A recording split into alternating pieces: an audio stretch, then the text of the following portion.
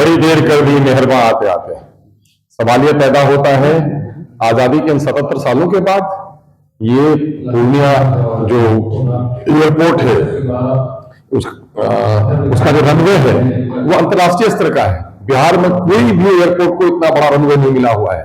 इसको तो बहुत पहले इसका संचालन हो रहा था और इसके लिए हम बहरहाल मुबारकबाद देते हैं, लेकिन हम लोगों ने इसके लिए प्रयास किया है। सदन में बार बार आवाज उठाया है, हाईकोर्ट के बेंच के लिए, एयरपोर्ट के लिए। बैरिस्टर असदुद्दीन ओवैसी साहब से हम लोगों ने पार्लियामेंट में इसकी बात उठवाई है।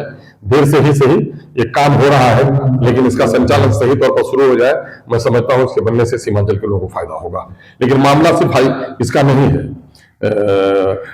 एडिशन का नहीं है। मामला ये है कि सीमांचल की तरक्की के लिए जरूरी है यहाँ अच्छे इंस्टीट्यूट खुले, और सबसे बड़ी जरूरत जो यहाँ की है वो ये है कि यहाँ पर हाईकोर्ट का बेंच भी स्थापित हो।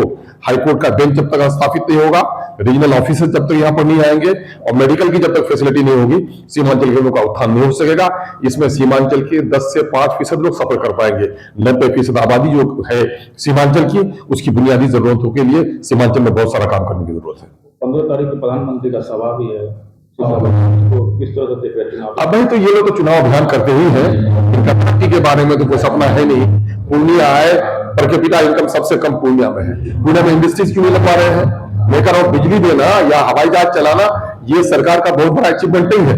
आप किराया लोगे ना, आप बिजली का टैरिफ लेते हो तो बिजली देते हो, रोड टैक्स लेते हो रोड बनाते हो। लोगों को यहाँ पर कैसे रोजगार का जनरेट किया जाए, उसके लिए तो कल कारखाने कुछ लगा नहीं रहे हो। पर कैपिटा इनकम कम है, एजुकेशन में सबसे बैकवर्ड हम है, हेल्थ के सेक्टर में सबसे बुरा हाल है, पानी की खराबी है, सैलाब की तबाही है।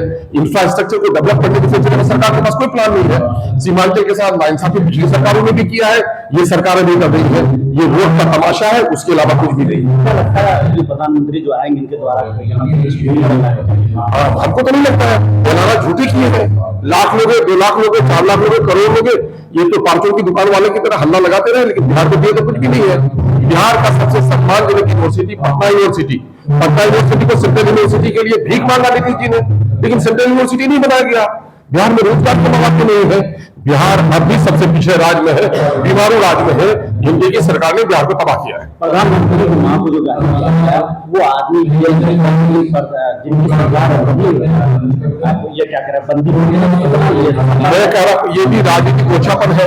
मैं कहता हूँ माँ किसी की माँ का आदर करना चाहिए, लेकिन मोदी जी की माँ हो गई, बिल्किस भी तो किसी की माँ थी। बिल्किस का रेप हुआ और उसके बच्चों के सामने उसका रेप हुआ, और रेपिस्टों को गले पे माला डालने वाले बीजेपी को शर्म आनी चाहिए। फिर दोहरा गिरफ्तार क्यों करता है? मैं निंदा करता हूँ कि मैंने प्रधानमंत्री जी की माँ को गाली दिया, मैं निंदा करता हूँ। काम ये है कि जेल में है, मुकदमा चलाइए, उनके मानसिक संतुलन का मामला है, जांच कीजिए, लेकिन उसके लिए बंद कराना ये तो राजनीतिक ओछापन है। और गद्दी में बैठी हुई सरकारों को ये नहीं करना चाहिए।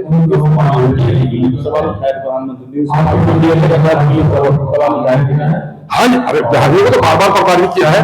नीतीश कुमार जी ने बाल कटवाकर नाखून कटवाकर तो भेजा था डीएनए टेस्ट के लिए, लेकिन इन लोग तो कुर्सी से प्रेम है, जमीन बेचकर कुर्सी से प्यार करते हैं। यही कारोबार तो घिरौने तौर पर लोग करते ही रहते हैं। इसके लिए क्या कहना है? बिहार को इन लोगों ने तबाह किया है, बर्बाद किया है। बिहार की सबसे बड़ी संपत्ति है सौहार्दपूर्ण माहौल, और यहाँ के सौहार्द को इन लोगों ने तबाह किया है। हिंदू मुस्लिम सिख ईसाई आपस में सब भाई भाई है, और इसको इन लोगों ने तार-तार किया है। इसलिए ऐसी सरकारों को उठाना चाहिए, ऐसी सरकारों की निंदा होनी चाहिए। मैं समझता हूँ कि बिहार की जनता जग रही है, यही हमें सबक पढ़ाएगी।